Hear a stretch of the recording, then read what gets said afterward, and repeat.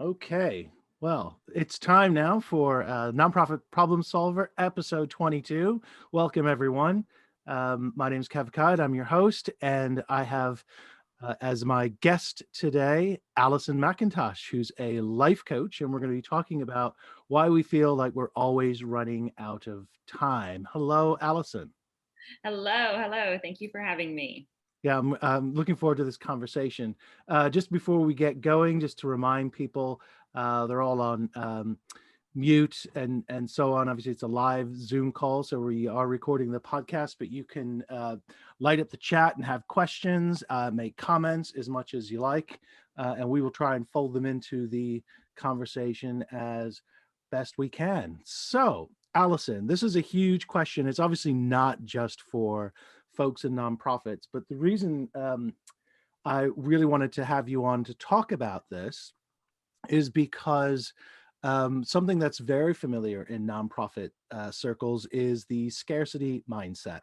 And we Mhm. often consider the scarcity mindset to refer to money, fundraising, and donors, but it Mhm. actually applies to all the resources that nonprofits are looking for to power their impact. So it's not just donors and fundraisers, it's volunteers, it's expertise, and of course the time of staff and others to fold that all together into the glorious social impact that we are trying to make. So I just wanted to get your take as we start on this idea of scarcity mindset, and then we'll walk into your sort of angle on feelings.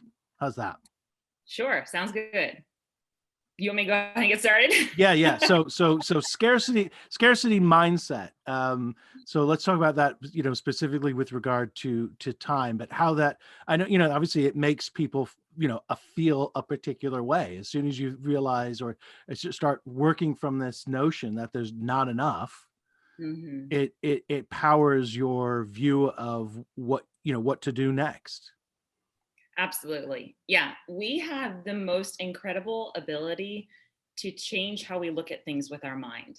Like the things themselves actually change. So if we're looking at something with um, coming from it with our own unknown scarcity mindsets that are sort of driven into us as we grow up in this world and our culture and all kinds of things, it's kind of like we think it's just a lot of times we put really nice words on it like responsibility and Mm. good stewardship and things like that, but we tend to do these things where we're actually putting ourselves in this box of there's only this much, so there's not enough, and becomes this fear. It's really driven by fear. So whenever anything is driven by fear, fear perpetuates itself. It happens inside of our brain, like the fear signals in your brain. When when one thing starts going off, all the fear sensors start going off. So if we're approaching anything with this idea that there's not enough or that I might run out, it perpetuates itself. We don't think clearly. It's like turbulent water. You can't see anything clearly, and when we end up having this sort of like desperate energy that we're working out of. And it's a completely different feel than if you come to the table with this idea that everything I have is already enough. I already have everything that I need, especially, and I know that we're talking in specifics of time and, money and some of these other things, but it really always kind of boils down to we always have this innate feeling of I'm personally not enough. Like what I bring to the table is not enough. And somehow I'm going to find out that I'm going to get to the end of this line and I didn't have enough and I wasn't enough. But when we come with our own fullness, it completely changes what we see. It literally changes the circumstances that we see.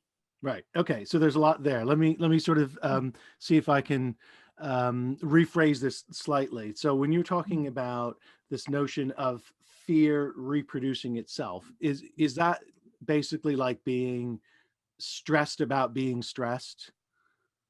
Yeah. Yeah, because as humans, what differentiates us is that we are cognitive about our cognition. We think about our thinking. So we think about our feelings, we feel about our feelings, like it all piles on top of itself. See? Yeah, yeah, and twists, and yeah, we can get ourselves into knots very quickly. So Mhm. in a sense, if we start with the notion that we don't have enough of X, and let's talk about time, but obviously there are other things. But if we start from this notion of we don't have enough, we're almost guaranteeing that we're not going to have enough. It's Yeah, like a self-fulfilling prophecy. it is. And Yeah. is in so I'm gonna challenge you here. Is it really that simple? I mean, is it really, really that simple that we feel that we don't have enough stuff because we think we don't? That's where we're starting from. And all Mhm. we have to do to have enough stuff is believe that we do. I mean, is it really that simple? Well, yes, yes and no. Yes, Okay. in that that's the principles, like the principles of it is like that's really what's happening. I mean, think about it. Whenever you have a point of view in your mind where you're like, I want to get to this place. You know, when I get to that place, I'll feel like I'm accomplished, or I feel like I've proved that I've had enough time, or I've proved that I'm enough. But whenever we get to that place, our brain's like, okay, the next thing now. But remember, see that next thing right out there, out of reach. It's self perpetuating in that if we are always like, if I'm trying to get to that place and always thinking that that place has the answer, it's never really ending. It always goes and goes and goes. So So oh, go ahead. Go ahead.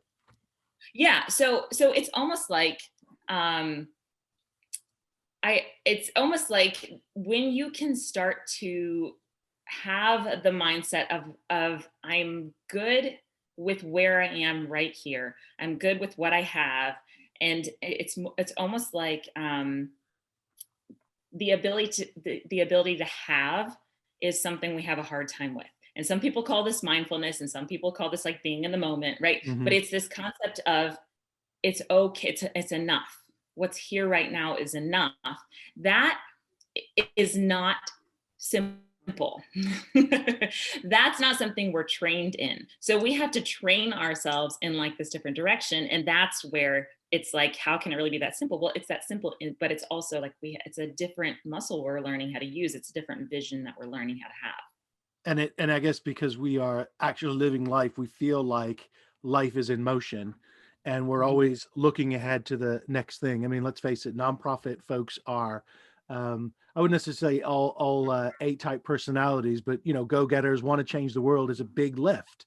And Yeah. it seems intimidating, and there's lots of effort involved in just trying to meet very basic goals at times. And often when we start nonprofits, we're entirely on our own. Huge learning curve, trying to grasp at putting our boards together and finding money and getting our systems together and finding partners. And it just seems almost too much.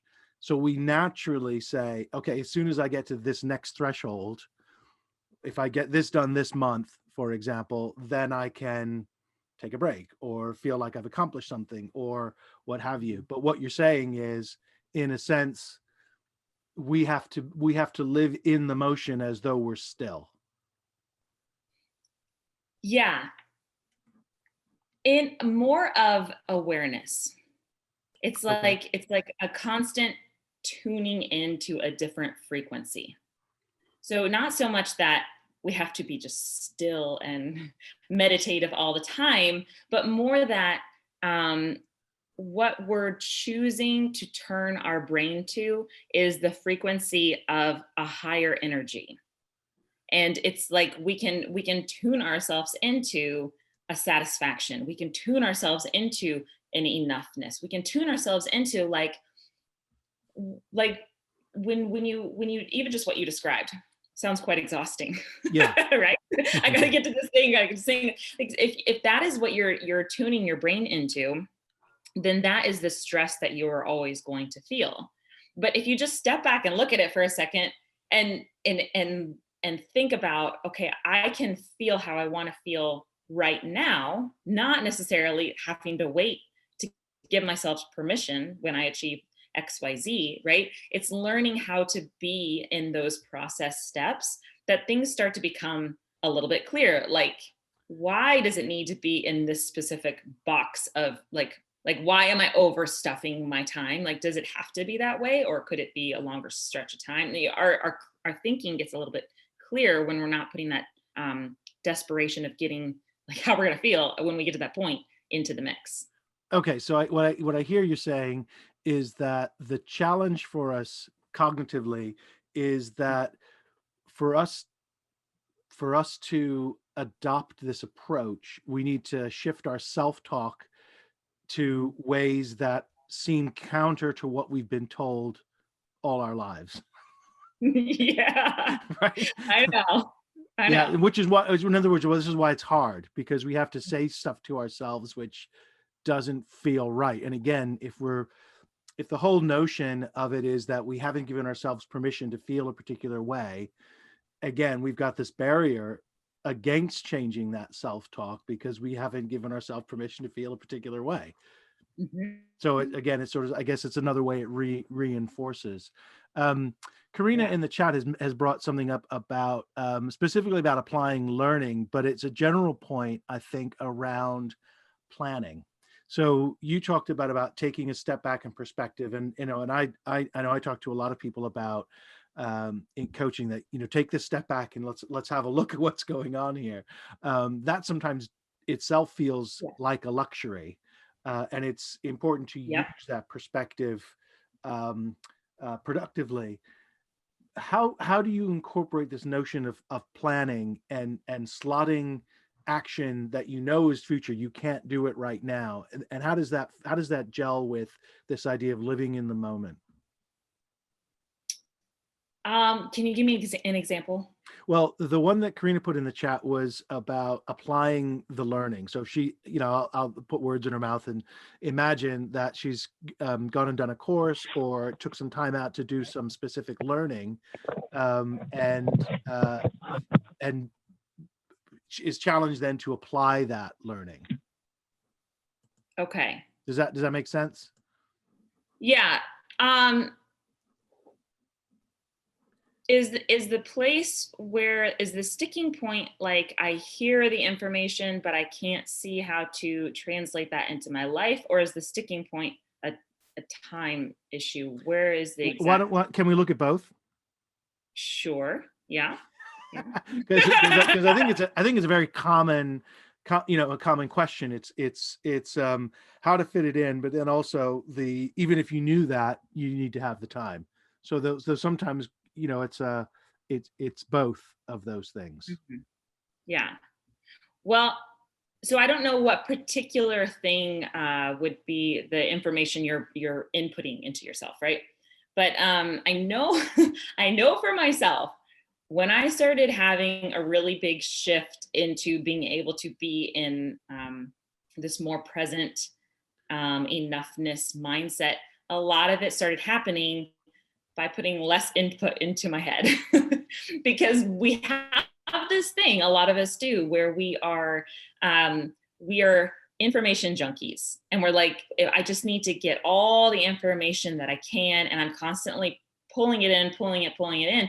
But the execution of it, it's almost like the bringing it in becomes an avoidance tactic for executing it. Yeah, I was just going to say that is a fear-driven response. I'm personally guilty of it as Right. well, because if I see something that will help or I can do some research around something, that's a very easy and comfortable. I have to say, it's a very, very much in my comfort zone. So That's I'm the word. like, oh yes, I can learn. When in fact, learning through action and learning by doing, you actually have enough information to make good choices in the moment if you give yourself the freedom to do that.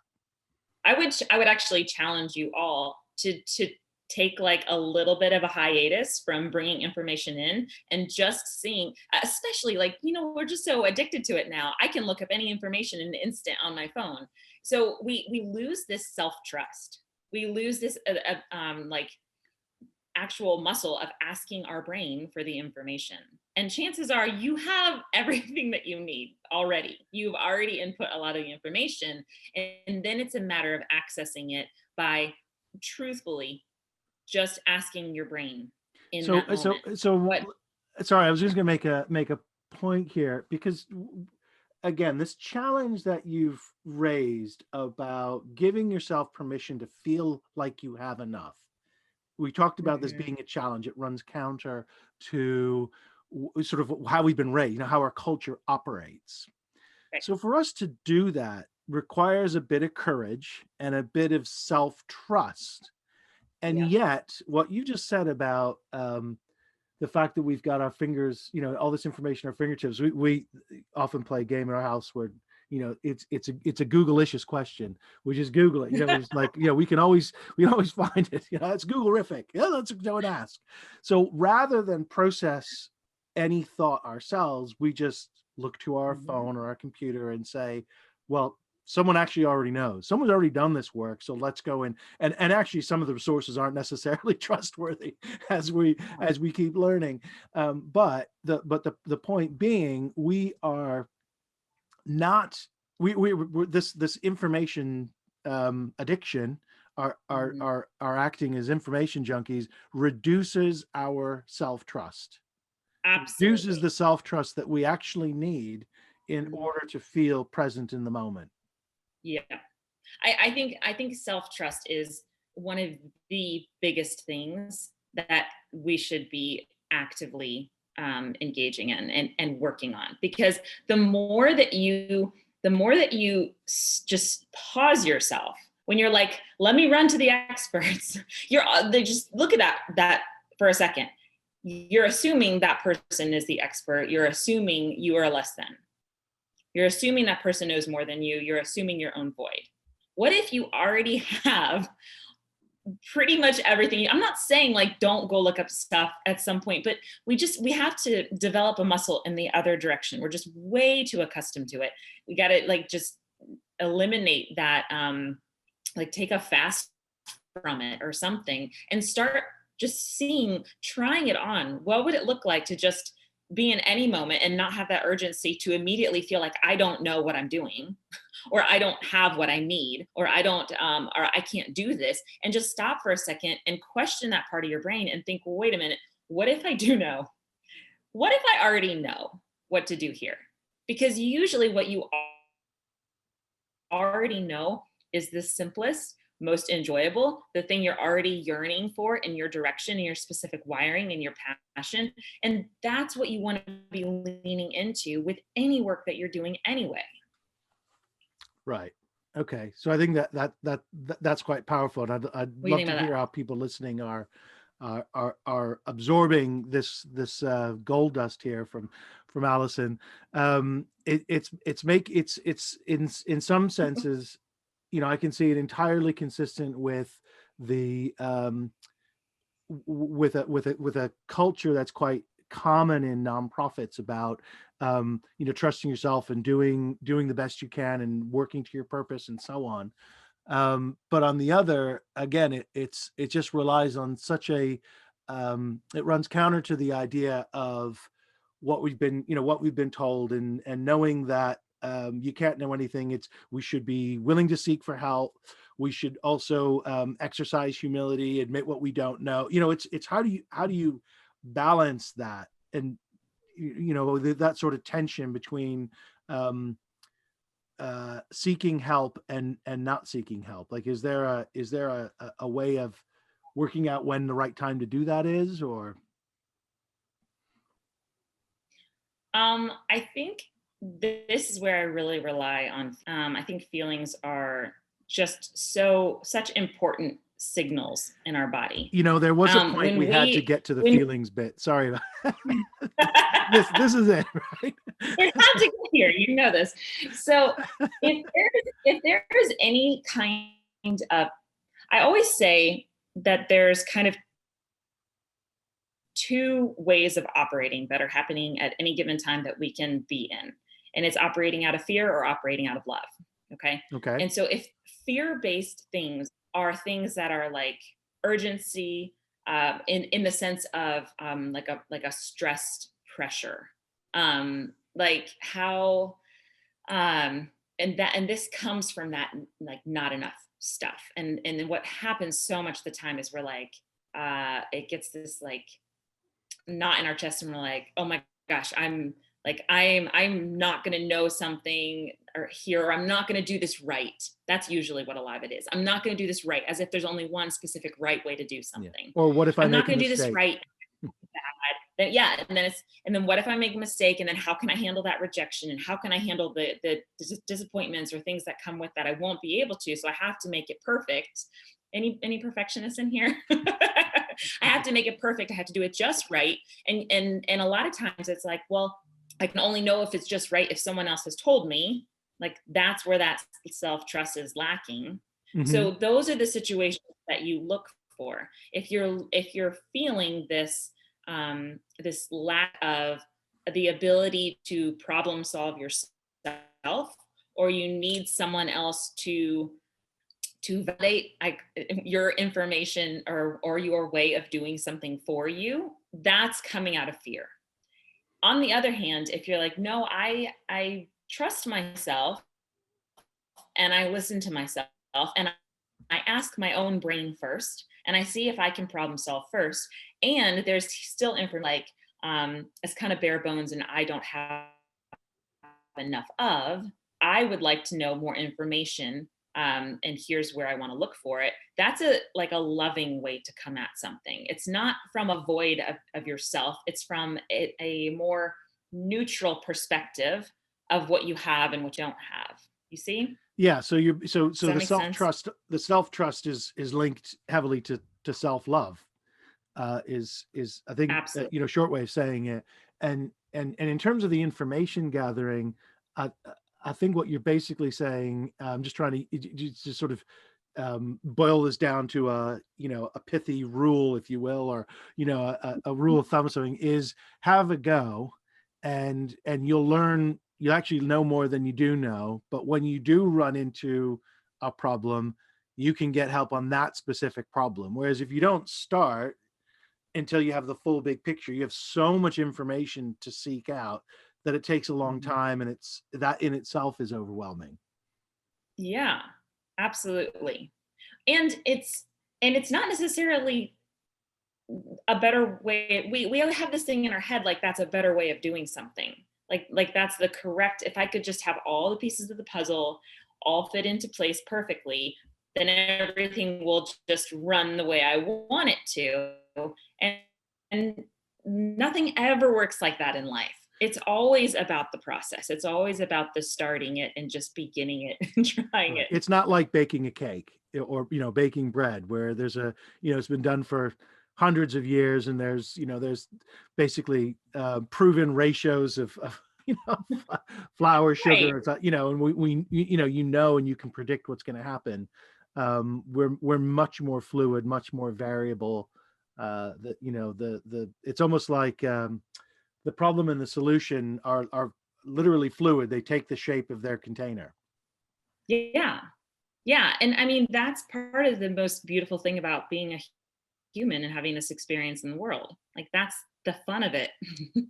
It's not supposed to be exactly specific like this, and this. I mean, the fun of it is the fluidity. The fun of it is trying all the things and allowing yourself to do that. But again, that seems to take quite a lot of confidence, because the people who want the recipes, and we all do this at times, we want the recipe because I don't want to worry about figuring it out, and it's partly that, just the actual challenge and the time and effort it takes to do that, but it's bound up, as you say, with all sorts of fears or fear driven emotions around failure or mistake making or not getting it right or being judged or judging oneself, you know Mhm. Well, so and I want to point out something that you just said right there. You said to do that takes quite a bit of confidence. Well, if you're given a script from somebody and you're just executing the script and you're like, okay, I've done it all.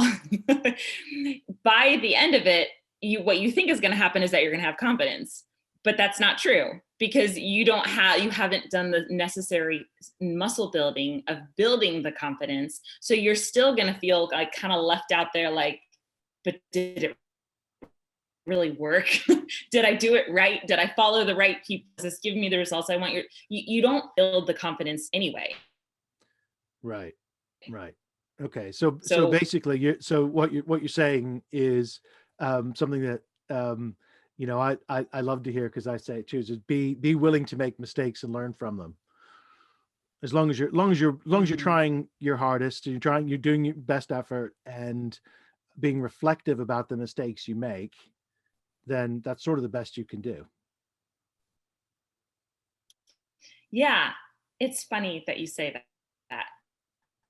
It wasn't a joke. because I just have this. You say that because I have started to tell my clients to not do their best. Not to. Because for most of us, because for a lot of us who are very excellent driven perfectionist type A type of people, doing your best means something that's not, like, it's always out there. You'll never really know.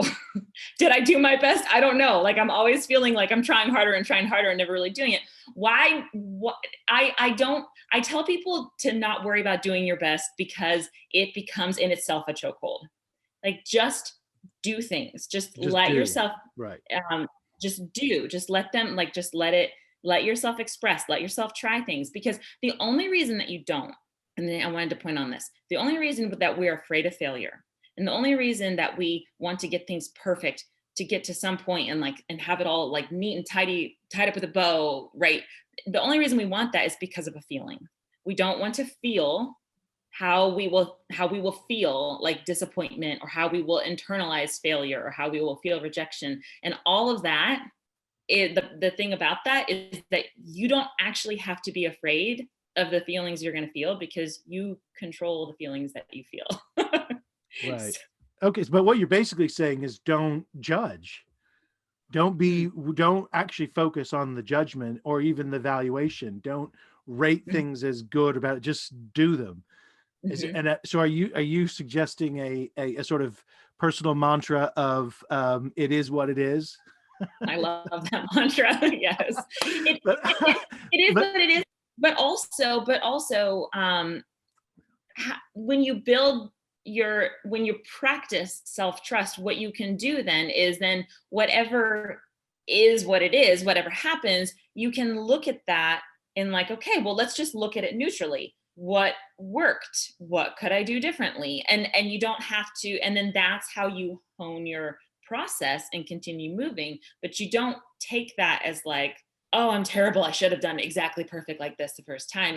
That's impossible, an Yeah, I impossible mean, that's standard. obviously sort of skips over any learning or experience. Yeah. I think that the mantra, it is what it is a bit like hen's teeth in nonprofits, because most of us are motivated um, to challenge that. No, like we see injustices in the world, or we see things that we're trying to change something because we don't want to accept the way things are. So it is how it is. Well, I'm going to change it. This is my purpose. But it seems to me that there is possibly a way of squaring that, because we're really applying the mantra to individual action, not a state of being in the world, not the world situation. So in other words, I'm just thinking aloud here. So tell me if I'm just trying to interpret and translate what you're saying. Is that if I see a particular injustice, whether it's animal welfare or human service or something that I want to address, um, and then so that becomes my purpose, and I put energy and effort into that. um, if I'm feeling that my action is coherent with regard to that purpose, like I'm doing thing that I'm working to it, whether it's my best or not, we can Mhm. because I'm not worrying about being evaluating every step of the way. Mhm. I'm working towards it, and as long as I'm feeling that my efforts are worthwhile, I should be okay with it. Yeah. Yeah, I do know what you're saying about, and this is where we get ourselves stuck a lot of times, because we're like, it is what it is, doesn't fit for these like great big pictures of things that I want to change about the world.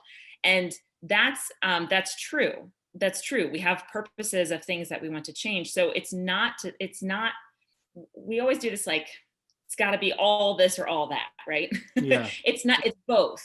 It's both. It's like, yes, you see things that you want to change in the world, and you have your you take your whole self, who's not like not enough or void and needing or just all that stuff, and you just take your whole self and move in a direction of the things that you want to change.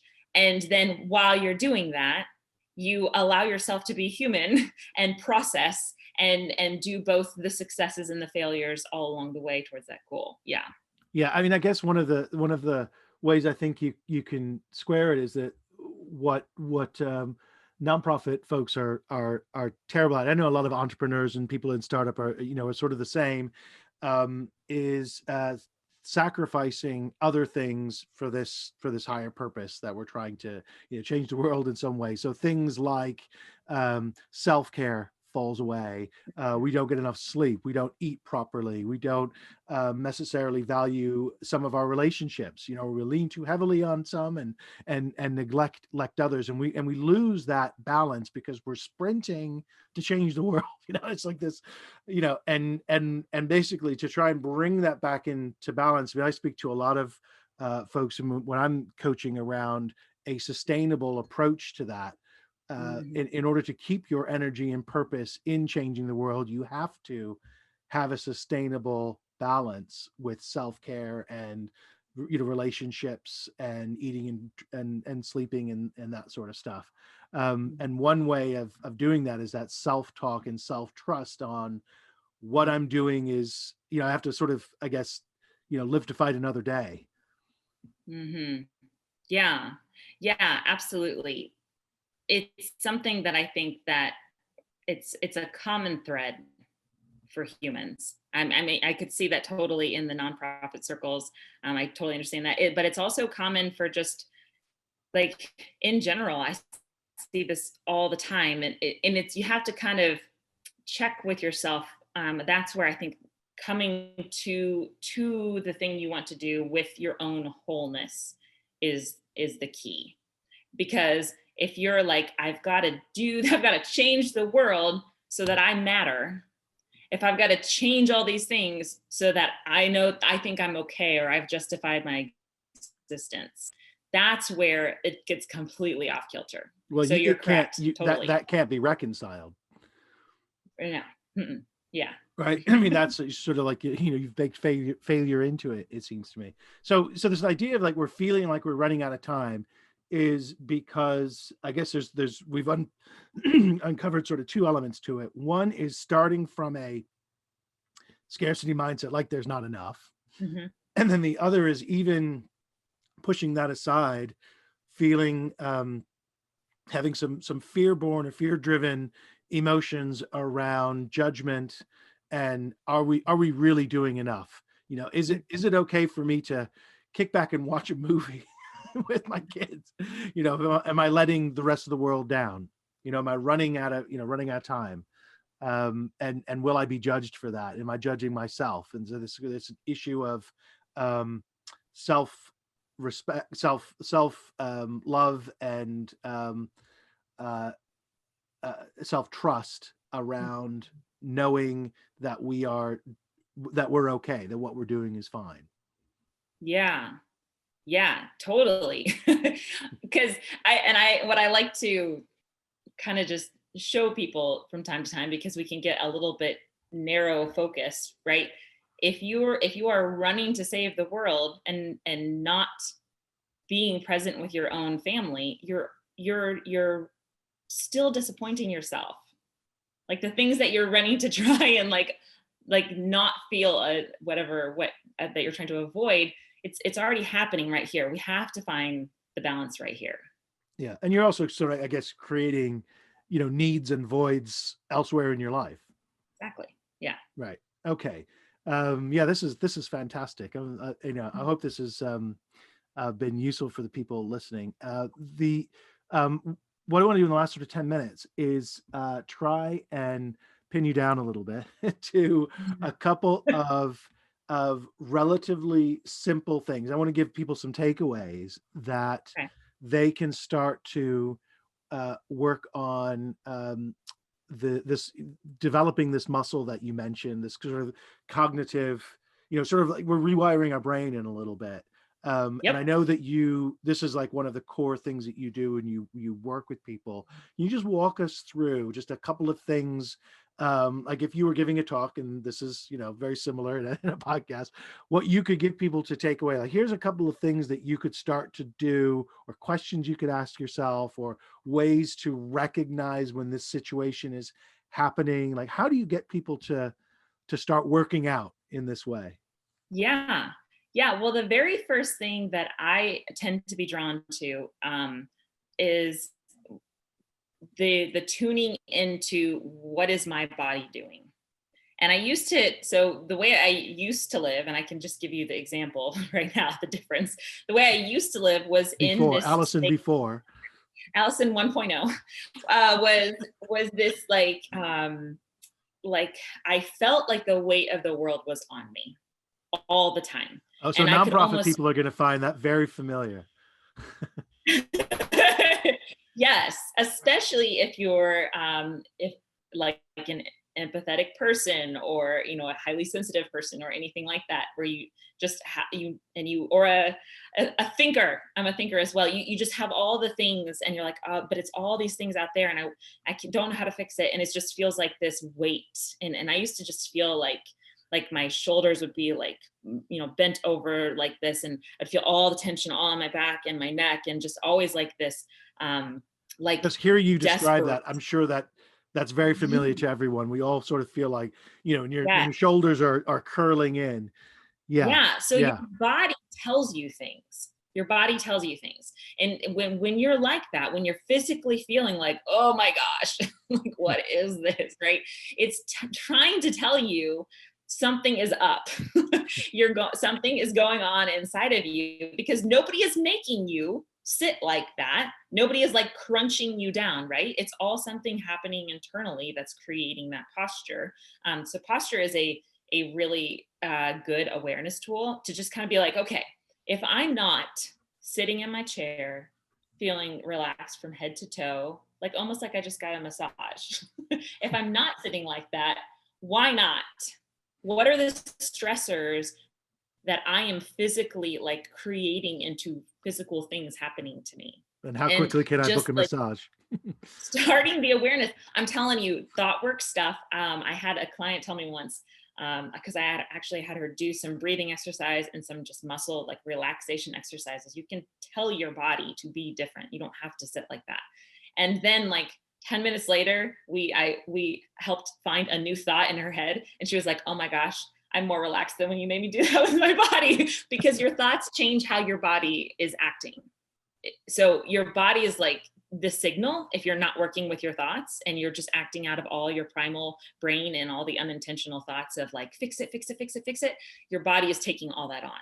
So the first thing is just to build your awareness of what's physically going on in my experience in the world with me right now, and building that awareness. So I have like a list of low energy words that I have. And whenever I feel like that, I'm like, what am I feeling right now? Am I feeling jealous? Am I feeling needy? Am I feeling desperate? Am I feeling pressure? Like what specifically do I, if I read, I'm like, oh, it's that. I'm definitely feeling that. Okay. So I'm going to just stop you right there. So just to summarize there. So when you're feeling, so you're saying, bring into awareness this fact that you just don't feel how you want to feel. Yep. So that's bringing that to awareness, and then try and tune it in with a particular word. So have your thesaurus there. I love the thesaurus. I'm such a word nerd. Right. Yeah, I'm a unreconstructed word nerd, I'm afraid. So so then try and fine tune exactly what you're feeling. So you were giving you used the term low energy for some of these, but which is better than negative, although you can be negatively in high energy. Is that right? Can you do that? Can you be high energy negative? Angry, for example. Negative and positive are just part of the world. You have both all the time. Right. Yeah. Okay. Okay. So sorry, I interrupted just to say like, these are the steps. So recognize what you're doing, how you're feeling, and then try and fine tune it. Okay. Yeah, and I find that that's really helpful to be like, oh, I'm feeling this specific way. The one that I used to feel all the time, I used the word graspy. I don't even know if it's a real word, but I like it. And it was always like I was trying to get to something, like I had to get to something. Always And so then, reaching. yeah, yeah. So when I recognize that I'm feeling that, then that is where I can actually start to do cognitive work. Because I'm like, okay, I'm feeling this feeling. Where is that coming from? Where do I think that I have to get to? What do I think is missing? What did something happen recently? And a lot of times it's a triggered thing or Okay, so something. I think that's a really important point, because we started off almost facetiously saying, "Oh, it's just as easy, you have enough, it's just that easy." But you're actually saying there's more to it. And I know your answer at the time was yes and no, but here's the no part. You're not just saying shift your self talk from I'm reaching at something, and just tell yourself no, you shouldn't be. You've got Oh everything. no, You're not doing that. You're no, no. actually right. You're actually asking yourself what it is that you're trying. You're basically doing some self exploration, because it's Yes. really easy to skip over this part. You see. Well, so here's what we do, and I'm so glad you said that, because here's what we usually do. We say, "Oh, I'm feeling this low energy word that I don't work. I'm not productive here, and I don't like how this feels. Bad, bad me. I shouldn't be feeling this. I need to switch. I need to like go to the opposite end of the spectrum and like tell myself an affirmation that's a complete opposite of that, Or and just just grit your teeth and get through it. right, right. So Tough it out. whenever there's like shame, blame, and judgment, and usually we're pointing it at ourselves, that is like a ding, ding, ding, red flag. That's the actual problem. If there's shame, blame, and judging coming up, that is the real problem that's always happening. So that just like set that aside. We're not doing that. We need to get curious about what is the feeling, where is it coming from. Feelings are just signposts. They're telling you that there's something that you need to look at, and it's always an unintentional thought that's like the iceberg, the lower half of the iceberg. There's something that your body is just doing on autopilot that is causing all these feelings. And when you can kind of explore it, I like to do brain dumps, where I just get everything out of my head. I like to draw a lot. So sometimes I just draw pictures or diagrams or lists or sketches or words or something like that. Just get everything out of your head. And then you'll start to see, okay, this is kind of the one triggering that feeling. And you can explore it more. And when you do that, when you take something from your subconscious brain and you pull it up to your prefrontal cortex, that's where the thought becomes malleable. Because Right. before You you were bring it into acting out of, consciousness. you didn't know what was going on. And now you're like, oh, this is a thought that I have in my head. I can actually ask questions to it. I can actually use my brain as a processor that it is to explore this more and take it apart. Okay, so that's pretty powerful. Now, it's again, this is the way of stretching that muscle and bringing Mhm, this stuff in. Again, it's bringing into awareness, and mhm. then addressing it, and exploring it with a sense of curiosity, rather Yes. than self blame or shame or guilt or any sort of judgment of that nature. Yes. And Absolutely. what's the outcome of this? Where you get to when you do this sort of thing? Well, when you pull thoughts up like that, you find out so much information. You find out that you're This is like operating out of Googling yourself. it is. It's like, wait, that was inside of me. Like this is what I've just been acting out of, and of course I felt the way I felt, right? So once you find a thought, and this is all the work that I do, and this is like a practice that you do. When you find a thought, the very first thing to understand is that a thought is just words in your head. It's literally just vapors. There's just words in your head. You can choose to think it or you cannot choose to think it. You actually make decisions to keep thoughts. So You have if it's control not like over your you, thoughts. yeah, Yeah. yeah. So you can say, this is an opinion or a belief or a thought that I have, and For some reason, I'm holding on to it. My brain must think I'm getting some kind of safety from it. So let's ask ourselves, like, what am I getting out of this thought? How is this benefiting me? What is my What's the brain thinking? reward? Yeah, what's the reward? Yeah. Exactly. But you can see then, is this thought actually serving me or not? So I mean, I have a lot of tools that I use with my clients, but you essentially see, if this thought is not producing a good feeling inside of me, then it's not really producing actions that I want either, because actions that come out of bad feelings are like unsustainable and feel terrible the whole time. And then the actions are what are actually giving you your results. So you just kind of see, is this thought giving me feelings and actions that I want? If it's not, then it's not serving me, and I don't have to have it. I don't have to listen to it. I can choose a new thought. I can like build in a new intentional thought based on how I want to feel. And that thought could be, just to come full circle as we run out of time, is the thought could be that I don't have enough time. And if you Uh-huh. tell yourself that, it's a self-fulfilling prophecy. It's a Uh-huh. scarcity mindset. So Yeah. the simple answer to the question is, why do I feel like I'm always running out of time? Is because you keep telling yourself you're running out of time, or you feel like there isn't enough, and there's some unconscious feelings reminding you there that are generating that sense of urgency, or reaching, that you need to explore with a sense of curiosity and wonder, and find out what's really going on there. Yeah. Yeah. Okay, Absolutely. that's I great. love it that how you pulled that full circle. So good. Yeah. Okay. So before we let you go, how can people find you online if they want to get in touch? What's the simplest way, or simple, what's your best social media platform? Where are you Yeah. digitally? My Facebook profile. My Facebook profile Facebook is the profile. easiest place to find me. In my cover photo of my profile, you can find my email list and my Facebook group, and you can always DM me. That's a good place to find me. Okay. And does that apply to Instagram as well? Yes, I am on Instagram as well. It's Allison Joy Coaching. There's dashes in there though, so I don't know if it's easiest to write this somewhere. Right. Yeah, I can certainly circulate that Okay. when the audio comes out. Okay. Okay. Well, that's Yeah. been great. Thank you so much. I feel Thank like you for I've having learned a me. lot.